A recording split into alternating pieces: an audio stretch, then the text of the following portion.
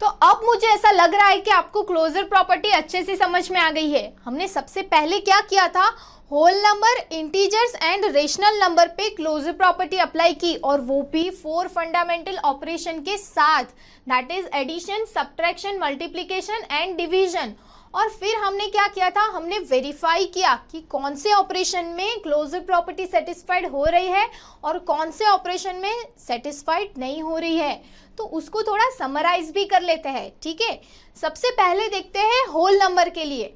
तो आप जरा रिकॉल करो हमने जो पढ़ा था उसको, कि क्लोजर प्रॉपर्टी होल नंबर के लिए कौन से ऑपरेशन में सेटिस्फाइड हो रही थी।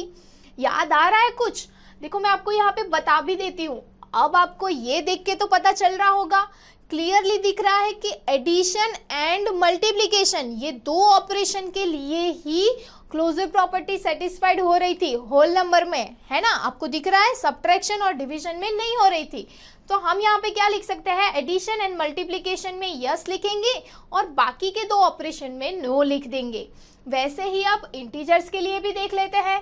तो देखो इंटीजर्स में भी क्या हो रहा था, इंटीजर्स में एडिशन, सब्ट्रैक्शन एंड मल्टीप्लिकेशन तीनों के लिए क्लोजर प्रॉपर्टी सेटिस्फाइड हो रही थी, बट डिवीजन में नहीं हो रहा था, राइट। तो हम यहाँ पे क्या लिख सकते हैं, एडिशन, सब्ट्रैक्शन और मल्टीप्लिकेशन में यस लिखेंगे और डिवीजन में नो लिखेंगे, राइट।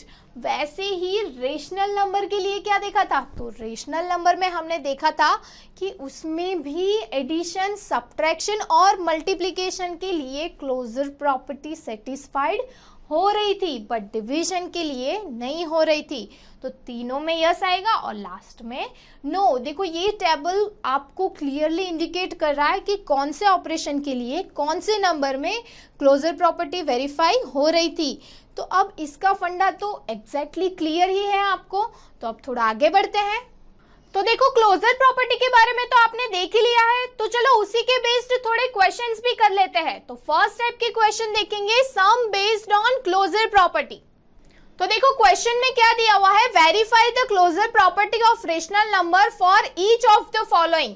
ठीक है, यहाँ पे ये जो सम दिया हुआ है उसमें हमें वेरीफाई करना है कि वो क्लोजर प्रॉपर्टी को सेटिस्फाइड कर रहा है या नहीं कर रहा है। ओके, तो यहाँ पे ये सम को हमें सबसे पहले तो सिंप्लीफाई करना होगा, और सिंप्लीफाई करने के लिए क्या करेंगे, तो अगर आप ये 4 टर्म्स को ठीक से ऑब्जर्व करो तो इसमें फर्स्ट और थर्ड टर्म के डिनोमिनेटर सेम है, वैसे ही सेकेंड और फोर्थ टर्म के डिनोमिनेटर भी सेम है। तो हम क्या करते हैं, ये जो सेम डिनोमिनेटर वाली टर्म्स है उसको साथ में लिखते हैं। अब ऐसा क्यों कर रहे हैं, ताकि उसका एलसीएम निकालना थोड़ा इजी हो जाए, राइट। उसको सिंप्लीफाई करना है तो सबसे पहले तो हमें एलसीएम लेना होगा। ओके, तो यहाँ पे ये दोनों टर्म को साथ में लिखते हैं तो क्या होगा, 4 divided by 3 plus -2 divided by 3 plus, अब ये दोनों टर्म को साथ में लिखते हैं तो क्या होगा, 3 डिवाइडेड बाई 5 प्लस -11 बाई 5।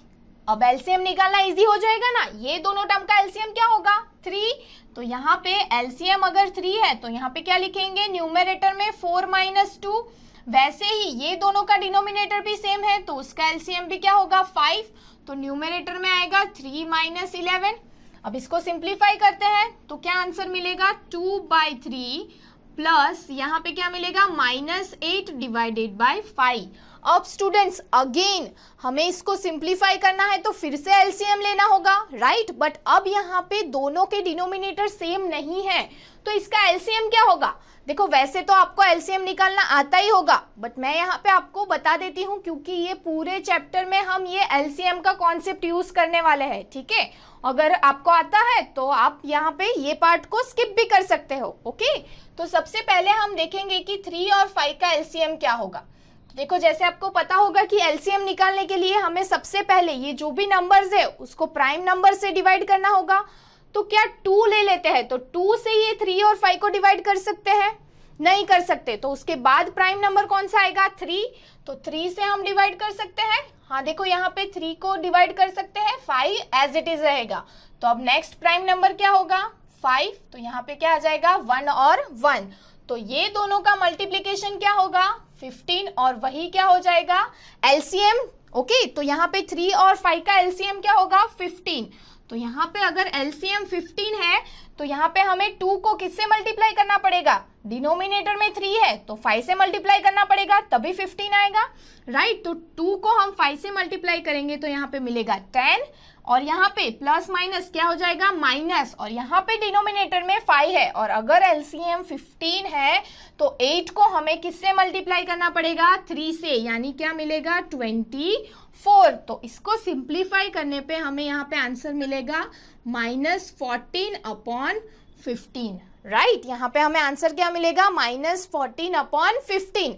और ये क्या रेशनल नंबर है ना, ये रेशनल नंबर p/q फॉर्म में भी है और p और q इंटीजर्स भी है, यानी ये रेशनल नंबर है। तो जब हमें कोई रेशनल नंबर का आंसर भी रेशनल नंबर ही मिले तो वो क्लोजर प्रॉपर्टी को सेटिस्फाइड करेगा। तो हम यहाँ पे क्या लिख सकते हैं, closure property is satisfied. Okay, ऐसा एक और एग्जांपल भी देखते हैं। तो देखो ये क्वेश्चन में क्या करेंगे, इसको भी हमें सिंप्लीफाई करना है। तो जो फंडामेंटल हमने यहाँ पे अप्लाई किया था वही फंडामेंटल हम यहाँ पे भी अप्लाई करेंगे। सबसे पहले देखेंगे कि सेम डिनोमिनेटर वाली टर्म्स कौन सी है। तो सबसे पहले तो ये दोनों के डिनोमिनेटर सेम है तो उसको साथ में लिख देते हैं। क्या लिखेंगे हम यहाँ पे 3/8 प्लस 9/8। ओके, ये दोनों टर्म को साथ में लिख दिया। उसके बाद ये दोनों टर्म के डिनोमिनेटर सेम है तो उसको भी साथ में लिख देंगे। तो यहाँ पे क्या लिखेंगे प्लस 7/2 प्लस -3/2। ओके, और नेक्स्ट अब दो टर्म कौन सी बची है, -3/5 और 6/5, ये दोनों को भी साथ में लिखना है। तो यहाँ पे क्या होगा -3/5 एंड 6/5। ओके, अब स्टूडेंट्स एलसीएम निकालना इजी हो जाएगा ना, तो अब हम एलसीएम ले लेते हैं। तो फर्स्ट दोनों टर्म का एलसीएम क्या होगा 8, यहाँ पे क्या होगा 3 + 9। ओके, वैसे ही प्लस अब ये दोनों टर्म का एलसीएम भी क्या होगा, ये दोनों टर्म का एलसीएम होगा 2, राइट। अब ऊपर क्या होगा न्यूमरेटर में 7 - 3। वैसे ही स्टूडेंट्स ये दोनों टर्म का एलसीएम भी क्या होगा 5, और ये दोनों की न्यूमरेटर में हम क्या लिखेंगे -3 + 6। ये तो बहुत ही सिंपल कैलकुलेशन है ना। अब चलो इसको सिंप्लीफाई करते हैं। 9 + 3 क्या होगा 12/8 प्लस यहाँ पे क्या होगा 4/2 प्लस -3 + 6 क्या हो जाएगा 3/5, राइट। अब इसको थोड़ा सिंप्लीफाई करें तो आप देखो यहाँ पे 2 और यहाँ पे 3। ओके, यहाँ पे भी क्या आएगा स्टूडेंट्स 2। तो चलो इसको लिखते हैं। क्या लिखेंगे यहाँ पे 3/2 प्लस यहाँ पे सिंपल 2 ही है तो 2 डिनोमिनेटर में कुछ नहीं है तो हम क्या लिख सकते हैं 1 प्लस 3/5। अब स्टूडेंट्स अगेन हमें इसको सॉल्व करने के लिए फिर से एलसीएम लेना होगा।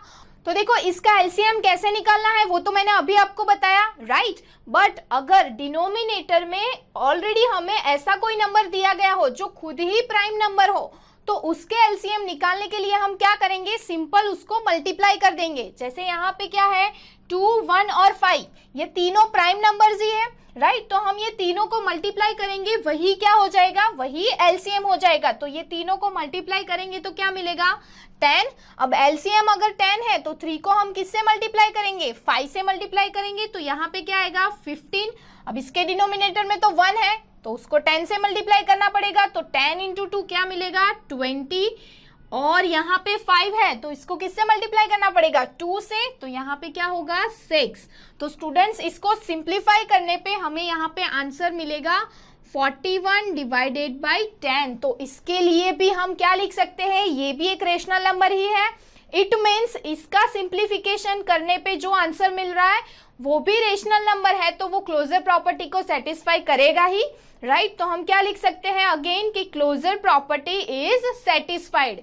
ठीक है स्टूडेंट्स, तो देखो इसी तरह से हमें सारे ऑपरेशंस के लिए क्वेश्चंस को सॉल्व करना है। ठीक है, तो नेक्स्ट क्वेश्चन भी देख लेते हैं।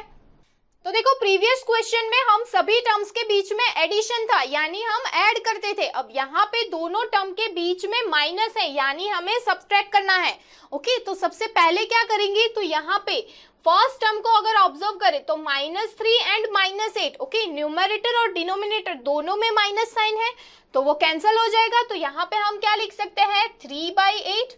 ओके, वैसे ही यहाँ पे माइनस, अब स्टूडेंट्स माइनस ऑफ -2/7 यानी माइनस माइनस क्या हो जाएगा प्लस, तो हम यहाँ पे लिख सकते हैं प्लस 2/7। तो अब तो प्रीवियस क्वेश्चन जैसा ही हो गया ना, इसको सिंप्लीफाई करना तो आपको आता ही है। सिंपल क्या करना है, एलसीएम लेना है, और इसका एलसीएम क्या होगा मैं आपको बार बार कैलकुलेट करके नहीं बताने वाली। इसका एलसीएम होगा 56।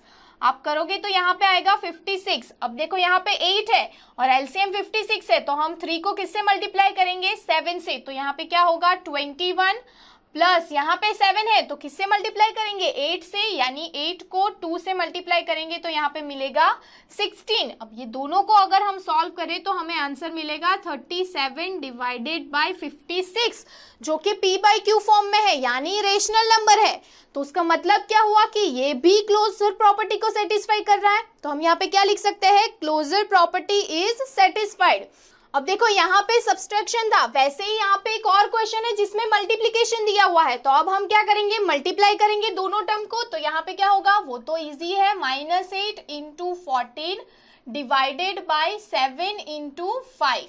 अब 7 2 ज़ा 14, तो ये दोनों का आंसर क्या आएगा, -16 डिवाइडेड बाय 5। और ये भी स्टूडेंट्स रेशनल नंबर ही है, यानी ये भी क्लोजर प्रॉपर्टी को सेटिस्फाई कर रहा है। तो उसके लिए भी हम क्या लिख सकते हैं, क्लोजर प्रॉपर्टी इज सेटिस्फाइड। तो देखो इस टाइप के अगर कोई भी क्वेश्चन आपको कोई भी ऑपरेशन के लिए दिए गए हो तो अब आपको आ जाएगा कि कैसे करना है, राइट। तो एक दो और क्वेश्चन भी देख लेते हैं।